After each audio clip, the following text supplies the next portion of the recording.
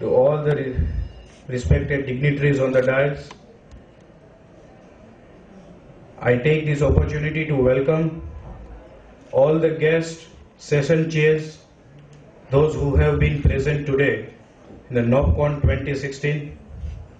I welcome all the participants, those who are about to present their research work.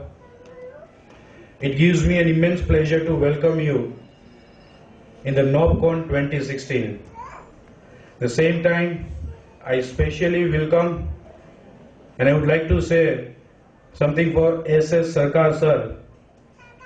He is an member director of ISRO, and was also a leading member of Mars Orbiter Mission, MOM, the name that was being given. And it's only an Indian who can think to give a name as a mom. And when you give this kind of name, sir, a mom will never disappoint their children when they are working on their mission. I welcome you from my bottom of my heart, and also take an immense pleasure that recently, I think on Thursday or a couple of days back, ISRO has also launched a satellite for the navigation system.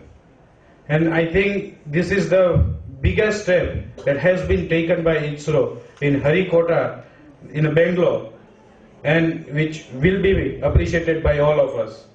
At the same time, being in the colleges and universities, I would like to tell all my co-management peoples of other universities and colleges, and also the faculty members, and we now need to come out with more and more innovations and research. A country of being an 1.2 billion people, 17% of the world brain, but we have only 2.8% of research and innovation coming out of our country every year. We need to think something about that.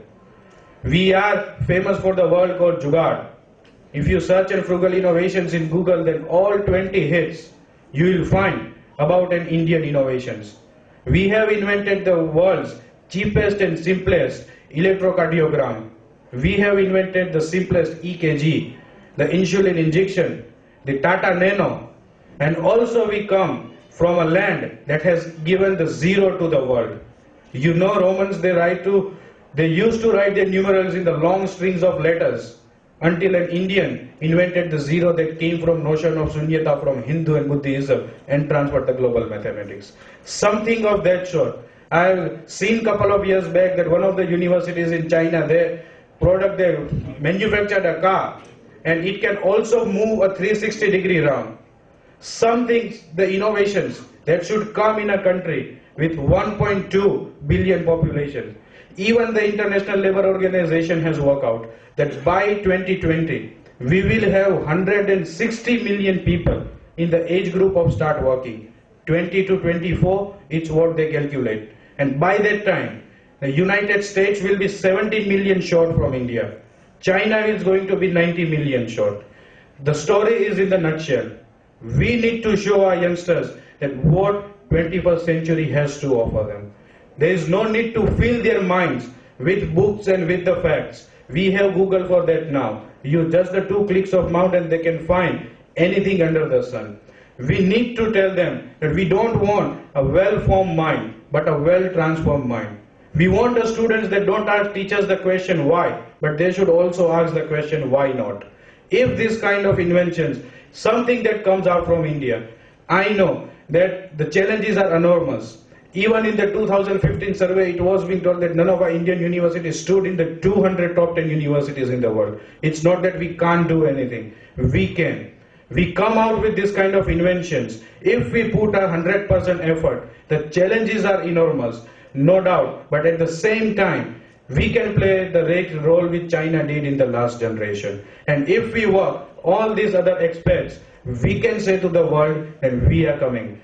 I am very much sure that the faculties, the session chairs, the experts that are there in India all around the universities, we have expansion has taken place in our country. You know, when British left us with only 16% literacy rate in India, that was time, 4 lakh students were there in the country, 26 universities and 600 colleges. The expansion has taken place.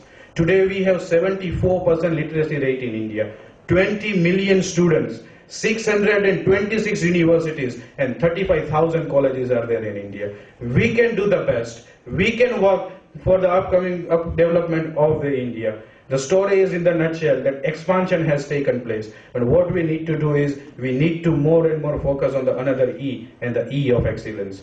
If we can give our 100%, we can do the best and we can say to the rest of the world that we are coming.